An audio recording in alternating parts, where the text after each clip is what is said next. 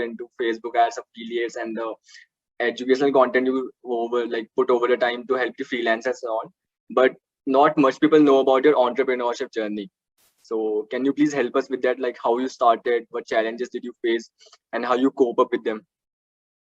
Cool. So actually not much people know about my entrepreneurial journey क्योंकि मैंने इसके बारे में कभी बात भी नहीं करी honestly. So it all started back in 2010 जहाँ से entrepreneurship का कीड़ा आया था, got introduced to an MLM company and then was selling websites. Didn't like the selling part of that website, but rather ended up building a website for myself. My first domain was gauravvas.info. फिर उसके बाद वहाँ experimentation के लिए वो domain था. So I used to experiment it by turning it into a forum, by turning it into a chat room, by turning it into a blog website, by turning it into anything like I can think of, even a social media network at that time. There was like BuddyPress 3 theme, with the help of which you could turn your WordPress website into a social media website. So I used to do all these kind of things, and then I discovered AdSense.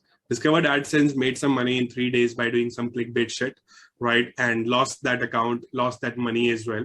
Learned it that, okay, if you want to survive, you got to do it the right way. And that's where the journey began. I said, okay, what's the right way? So we started with the next venture of ours in 2013, but back in time when I was in college.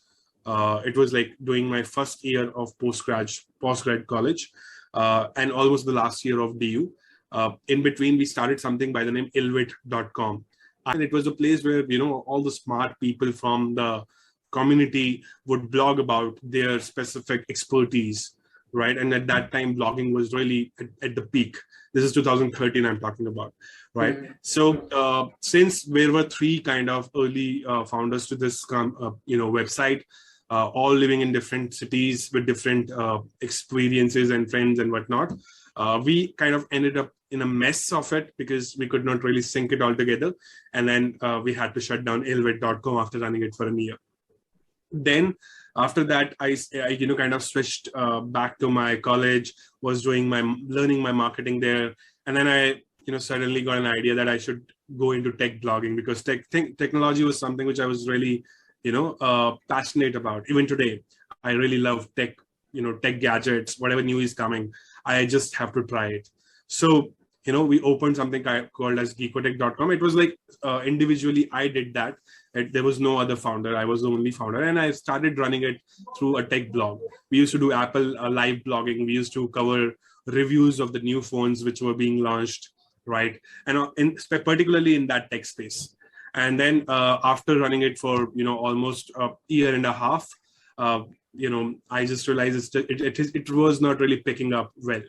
So I kind of halted it in between. I did not close it, but it was there. But then, kind of stopped blogging altogether, and then got into, client work, jobs, and all that stuff. So वहाँ से job जब कर रहे थे, suddenly what happened is there was this day when the acquisition of WhatsApp happened from Facebook.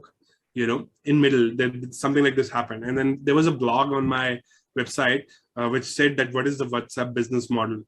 Since I was into tech, I was covering all that stuff. So it suddenly caught fire. And when it caught fire, I got almost 1 lakh visits on my blog within a few days. This like crazy hits. And that is where I realized that, there is power to these things. And SEO also works. Everything works. It's just that the context has to fit in the right direction.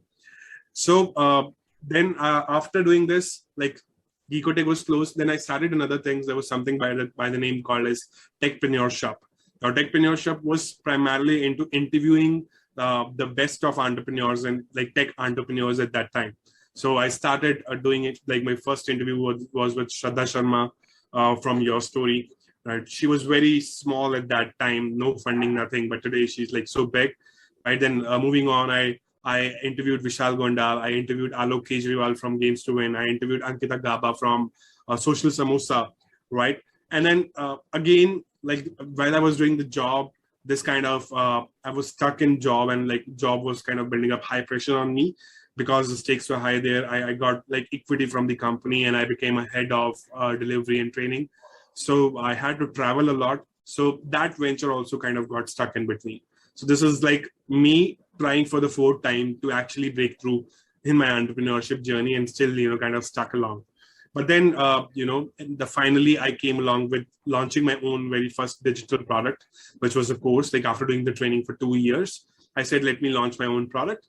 We started something called as Internet Profits, and Internet Profits aimed at actually training people on how to make websites and how to kind of get clients for whom you can make websites and kind of get money in return, like charge 50,000, 1 lakh rupees in return for that. We had good case studies of that as well, because we earlier in our phases, we did the same, right? And that course actually was recorded in 2015, but somehow it got delayed again and was edited in 2016.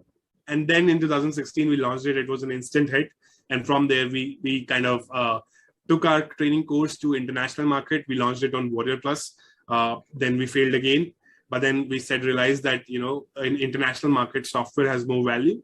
So we shifted to software. We took the help of a giant mentor, and we kind of launched our first 2 softwares, instant hits. And then from there, we have never looked back. So there were lots of struggles. And it was like a constant hit and trial error from my side of almost 5 to 6 years before I actually hit my first breakthrough.